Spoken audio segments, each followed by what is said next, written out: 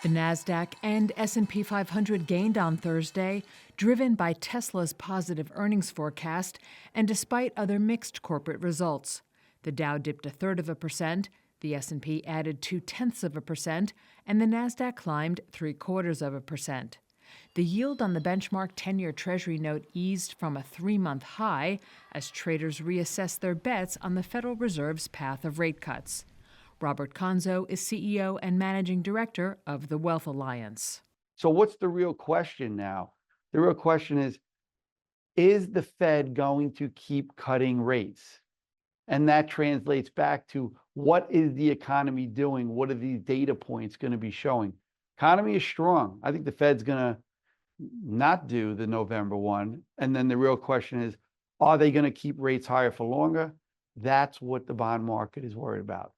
In earnings news, shares of Tesla posted their biggest single-day gain in over a decade, rising nearly 22% after the EV maker reported a robust quarterly profit and surprised investors with a prediction of 20 to 30% sales growth next year. Shares of Southwest Airlines lost 5.5% after earnings and after the company reached an agreement with activist investor Elliott Investment Management. UPS shares gained more than 5% after the parcel service provider reported a rise in third-quarter profit on rebounding volumes and cost cuts. And shares of Boeing fell after factory workers voted to reject a contract offer and continue a more than 5-week-long strike. The stock is down roughly 38% year to date.